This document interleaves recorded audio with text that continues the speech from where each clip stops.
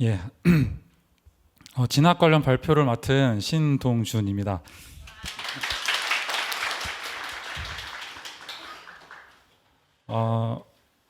지금부터는 좀 머리 아픈 이야기라서 참 부담이 큰데요. 일단 본론으로 들어가기 앞서서 여러분들에게 좀 보여드리고 싶은 게 있습니다. 자,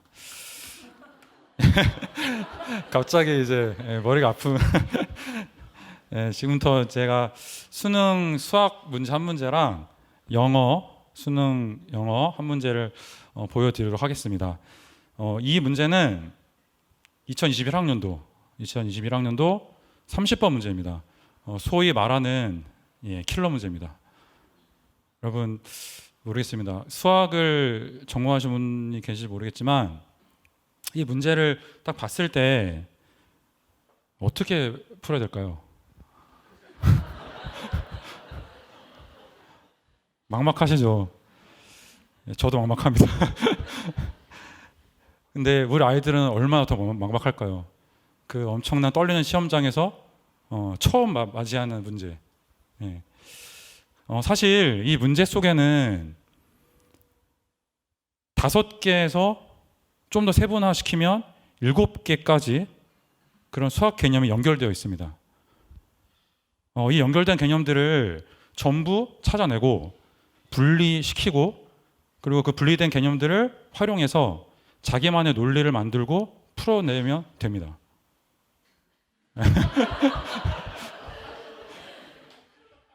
간단하죠. 자, 근데 이게 하루아침에 이루어지는 게 절대로 아닙니다. 우리가 좀 착각하는 게 뭐냐면 수학은 그냥 문제 많이 풀면 되는 거 아닌가? 이런 생각을 많이 합니다. 저도 그런 생각을 했었고요. 그러나 이제 이런 문제를 접하게 되면 그런 생각이 바뀌게 됩니다. 어렸을 때부터 수많은 수학적 개념들을 하나하나 정확히 자기 언어로 수없이 정리를 하고 학습한 사람만이 이런 문제를 접근할 수가 있고 마침내 풀어낼 수가 있다는 것입니다. 수학이라는 것은 단순히 문제만 푸는 것이 아니라 그 개념을 바탕으로 주어진 문제를 해결하는 학문입니다. 문제를 해결하는 힘을 기르려면 반드시 그 생각의 재료가 되는 개념을 잘 알아야 되고 그 문제를 해결하기 위해서 정말 깊이 있는 사고를 많이 해야 됩니다. 또한 그 자신이 배운 내용을 바탕으로 다양한 풀이 방법을 연구를 해야 되고 또 그걸 적용을 해서 이제 정답까지 풀어내게 돼야 됩니다. 이런 과정들이 한순간에 이루어지는 것이 아니라 어렸을 때부터 차근차근 훈련이 되어야 되고 그것이 마지막 이제 고등학교 과정 속에서 꽃을 피우게 돼야 됩니다. 그래서 제가 이제 이 수학 문제를 보여드렸고 다음으로는 영어 문제를 보여드리도록 하겠습니다. 점점 갈수록 머리가 아파지는데 자, 이 문제는 수능 영어에서 가장 어려운 유형인 34번입니다. 자, 영어 잘하시는 분 계시나요? 혹시 해석할 수 있으신가요? 자, 그럴 줄 알고 제가 이제 해석본을 준비를 해왔습니다. 거부하네요.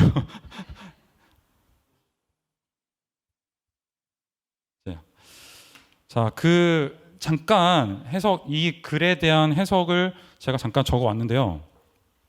저기서 다는 아니고 첫 번째 문장만 제가 해석을 해드리도록 하겠습니다.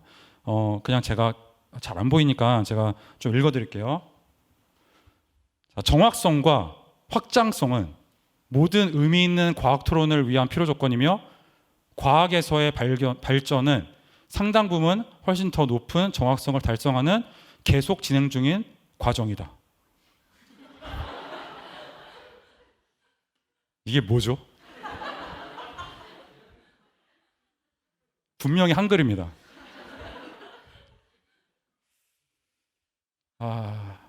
생각이 복잡해지는데요. 우리가 영어를 생각을 하면 그냥 영어 하면 어휘 많이 알고 문법 많이 공부하고 독해하게 되면 끝나는 거 아닌가? 이런 생각을 많이 하죠. 저도 그랬던 사람 중에 한 사람입니다. 그러나 이 문제를 이제 보게 되면 그 생각이 이제 수정되게 됩니다. 무슨 말이냐면 해석이 돼도 무슨 말인지 모릅니다. 근데 왜 이런 현상이 발생할까요? 단순히 수능이 영어가 어렵다고 치부할 문제는 아닙니다. 왜 이런 현상이 발생할까요? 그거는 이 수능 지문에 있습니다. 수능 지문에서 다뤄주는 글들이 일상적인 글들이 아닙니다. 보시는 것처럼 우리가 소위 책 그 서점에서 접하는 지금 나오고 있는 원서 있죠, 원서에서 있는 그 글들을 발췌한 글들입니다. 그리고 또한 여러분들 알고 있으실 거예요. 네이처나 사이언스지, 소위 권위 있는 국제학술지, 거기서 실려 있는 전문적인 글들을 발췌한 글들입니다. 그러니까 이 글들에 익숙해 있지 않은 어른이나 뭐 학생이나 접하게 되면 무슨 말인지 모르는 거죠. 해석이 된다 하더라도. 일단 그러니까 딱 보는 순간 문체, 형식, 심지어 내용까지도 너무 낯설어지게 되는 겁니다. 그러니까 이 문제를 풀기 위해서는 정확하게 이 전문적인 글들에 대한 익숙도가 높아져야 된다는 것이죠. 그래서 이 문제를 보게 되면 영어는 단순히 독해 문제만이 아니라 반드시 문해력이 뒷받침이 돼야 된다는 생각을 하게 됩니다. 예. 자, 그래서 제가 짧게나마 이렇게 수능 수학 문제 한 문제, 영어 문제 한 문제를 보여드렸습니다. 자, 그러면 여기서 이제 우리 학교에서 우리 한빛크리스천 스쿨에서 이 국어, 영어, 수학이랑 각 과목에 어떤 포인트를 가지고 수능까지 학습이 되는지를 한번 전부 다는 아니겠지만 간략하게 설명해 드리도록 하겠습니다. 먼저 국어 교육 과정입니다. 아까도 강원 선생님께서 말씀해 드렸지만 이 국어 교육 과정에서 처음에 초등 단계에서는 문해력을 향상을 중점을 두고 있습니다. 그리고 또한 거기에 더해서 교과서 읽기를 병행을 하면서 어떻게 교과서를 요약 정리하는지 방법을 하나하나 이제 가르쳐 주게 됩니다. 그리고 중고등 과정을 넘어가게 되면 자, 저기 보시면 아시겠지만 문학, 독서, 문법, 화법, 작문이라는 이 영역들이 이제 있거든요. 이 영역은 아까도 보셨지만 그 수능에서 그대로 출제되는 영역입니다. 그래서 이 영역들에 대한 본격적인 교과 과정으로 들어가서 초등 과정에서 배웠던 그런 학습 방법을 통해서 어떤 작품이나 지문, 개념들을 정리해서 노트를 만들어가게 됩니다. 여러분들 그 서울대에 들어간 학생들의 인터뷰를 보시면 뭐라고 하죠? 공통적으로 저희는 학원 안 다니고 교과서만 공부했어요. 그렇게 말하죠. 근데 여러분 대부분의 사람들은 그게 거짓말을 생각합니다. 근데 절대 아닙니다. 그게 진리입니다. 죄송합니다. 그러니까 교과서의 중요성을 그 아이들은 알고 있다는 거죠. 그러니까 교과서가 얼마나 중요한지 알게 되면 교과서만으로 이 내용들을 국어뿐만 아닙니다. 국어뿐만 아니라 수학도 마찬가지고 다른 교과도 마찬가지입니다. 이 교과서에 대한 내용들을 잘 정리 요약하는 것만으로도 엄청난 학습효과를 낼 수가 있습니다. 그러나 대부분 아이들은 그렇지 않죠. 교과서는 뒤로 하고 시중에 나와 있는 문제집이나 인강 교재라든가 이런 것들을 이제 풀어내기 바쁘죠. 자, 그래서 일단 국어 교육 과정 속에서는 이런 교과서를 중심으로 해서 자기 개념 노트를 이제 만들어가는 과정들을 이제 하게 됩니다. 이 지문을 잘 찾고 그 지문을 잘 읽고 잘 찾고 잘 쓰는 능력을 이렇게 초등 어려서부터 꾸준하게 훈련을 받고 갖춰 나간다면 여러분 아까 보셨지만 영어나 수학 지문도 마찬가지고 수학 문제도 마찬가지고요. 그런 수능 문제들을 풀어낼 수 있다고 저는 확신합니다. 왜냐하면 이 수능 문제의 시작은 국어 문제뿐만 아니라 모든 영역이 지문이나 문제를 얼마나 잘 이해하고 파악하느냐에 따라 달라지기 때문입니다. 그렇기 때문에 저희 학교에서의 국어 교육과정의 가장 중점은 문해력과 교과서의 중심으로의 교육과정이 있습니다. 자, 그리고 그 다음에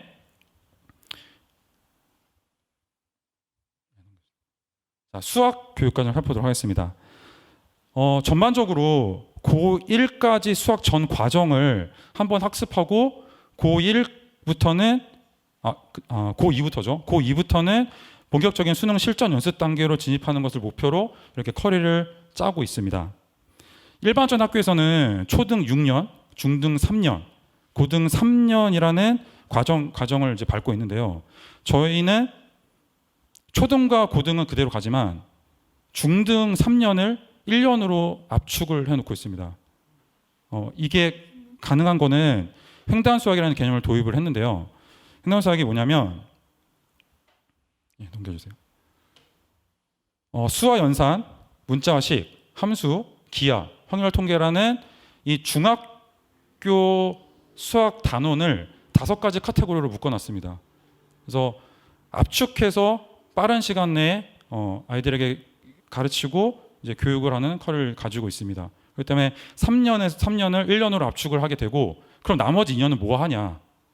바로 그 2년을 저기 아시겠지만 수능 실전 대비로 들어가게 됩니다. 이 2년의 시간을 통해서 고등과정에서 수능에 대한 좀 더 실전적인 대비를 이제 하고자 함에 이제 초점을 맞추고 있는데요. 단순히 진도를 빨리 나가는 목적이 있는 게 아니라 조금 더 실전적인 어떤 문제를 많이 풀어보고 수능에 대한 대비를 좀 하려고 이렇게 허리를 짜고 있습니다. 그리고 우리 학교 수학 수업의 특징이 있습니다. 아까도 말씀드렸듯이 수학 문제에서 가장 중요한 거는 많은 문제풀이가 아닙니다. 얼마나 그 개념을 정확히 알고 있느냐, 그겁니다.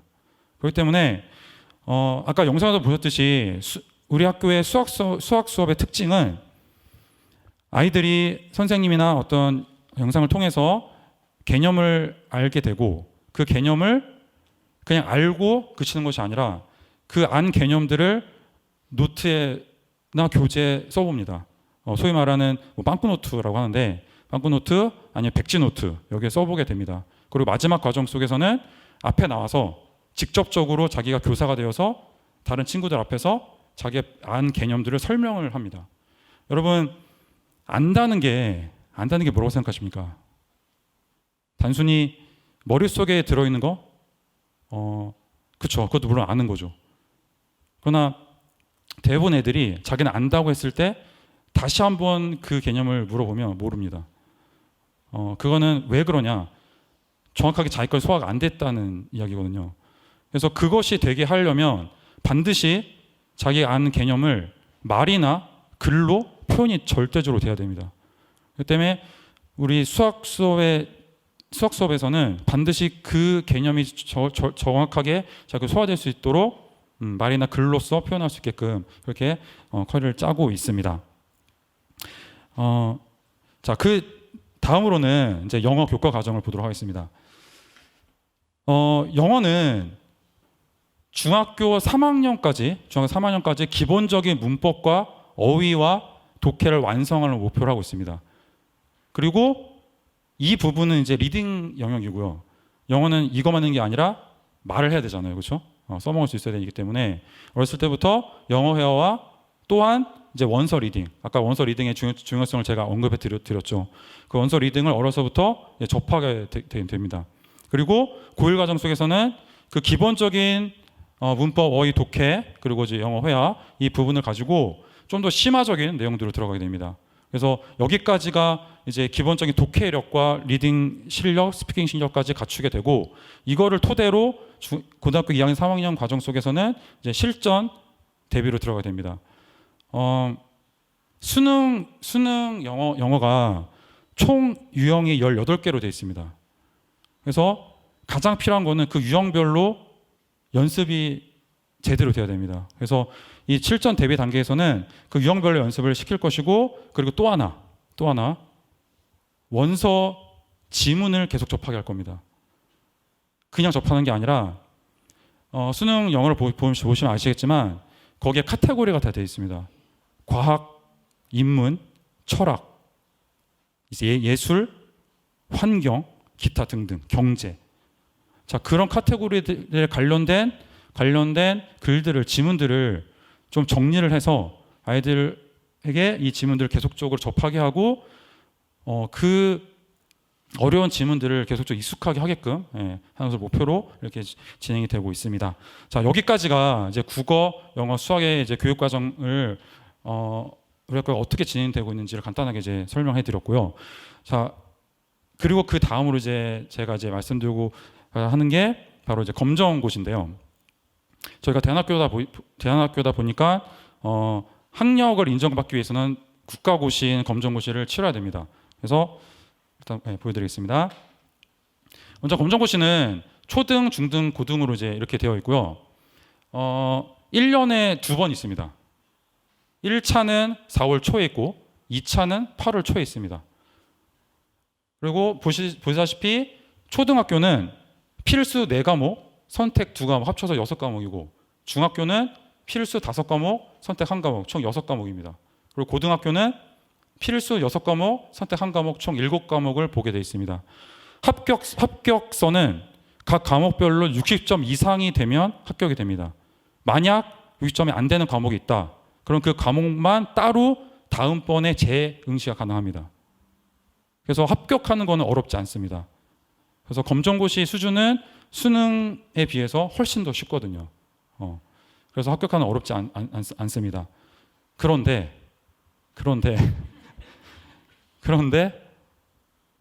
여러분 제가 이제 설명하는 게 진학이잖아요, 그렇죠? 진학 부분에서 가장 관심 있는 게 이제 대입인데 수능으로 가는 게 가장 일반적인 방법입니다. 그러나 여러분도 아시겠지만 대학을 가는 길은 엄청나게 많습니다. 엄청나게 많습니다. 그 중에 하나가 검정고시도 하나의 방법입니다. 그래서 검정고시에서 고득점을 맞게 된다. 소위 모르겠습니다. 전부 다 100점을 맞게 되면 수능을 보지도 않고 갈 수 있습니다. 인서울에. 네. 그래서 그런 부분들은 저희가 따로 진학 설명회를 좀 시간을 만들도록 하겠습니다. 그래서 그런 분들은 전반적으로 어떤 전형과 어떠한 대학 가는 루트가 있는지를 설명해 드릴 예정이고요. 그래서 여기까지 제가 이제 수능과 검정고시에 관련된 설명해 드렸습니다. 이상입니다.